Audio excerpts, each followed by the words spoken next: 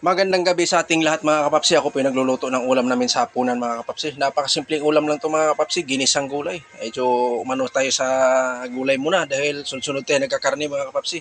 Napakadaling gawin lang to mga kapapsi. Mabilis lang to maluto. Ipapakita ko lang sa inyo kung paano ang proseso sa paggawa ng ganito mga kapapsi. Para diretso-diretso na tayo mga kapapsi. Yan, habang pinapakita ko sa inyo, ako yung nagpapainit na ng mantika. Yan, maglalagay tayo ng bawang, sunod sibuyas. Saka isasabay na natin yung kamatis para lumasa siya mga kapapsi.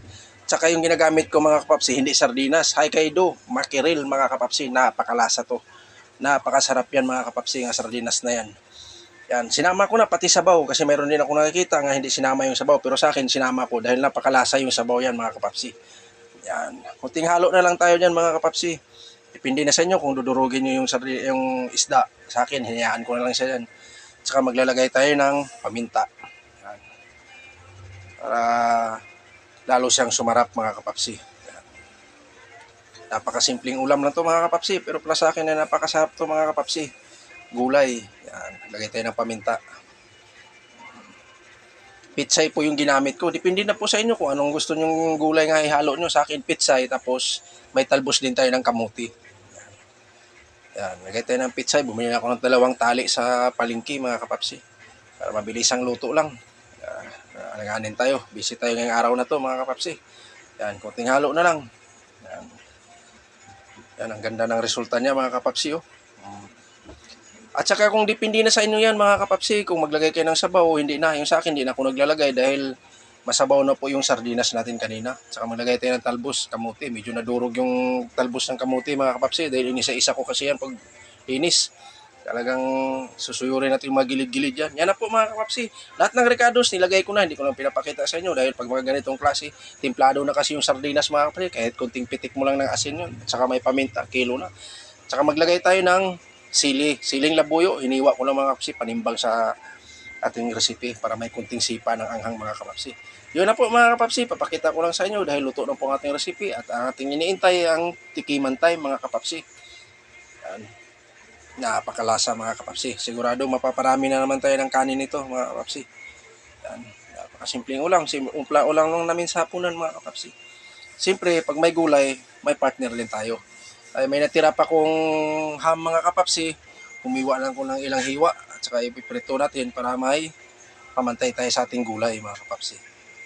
Yan. Iprituhin lang natin yan sa mga kapapsi. Humiwa lang ko ng mga 6 na piraso mga kapapsi.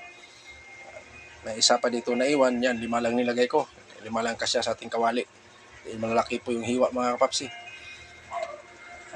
Ayun na po mga kapapsi, at ako po kakain na. Kung sino pang hindi kumain dyan, sabayan nyo ako mga kapapsi. Kain tayo ng hapunan mga kapapsi. Yan. Nanggigigil ako sa gulay mga kapapsi. Namimiss ko kumain ng gulay. Yan.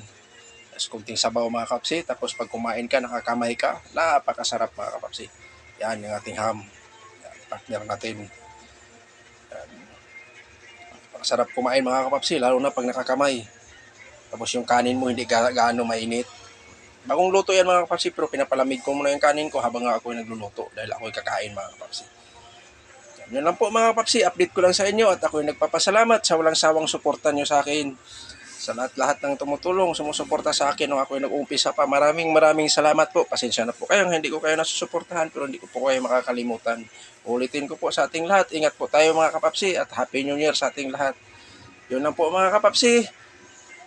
Ang aking munting recipe, munting kalaman sa pagluluto, lalo na pagdating sa mga ganitong klaseng ulam. Sanay tayo sa mga ganyang luto. Mabilis ang luto pero napakasarap at masustansya mga kapapsi. Depende lang yan kung paano mo siya papasarapin mga kapapsi. Yan. Sarap ng kain ko mga kapapsi. Sigurado to. Magdagdag pa tayo ng kanin ito. Yan. Talagang sinimot ko talaga. Napakalasa yung gulay natin mga kapapsi. Tapos may partner tayong ham. Lalo na. Panulak natin mga kapapsi. Tubig. Yan nating panulak. Tubig lang muna tayo mga kapapsi.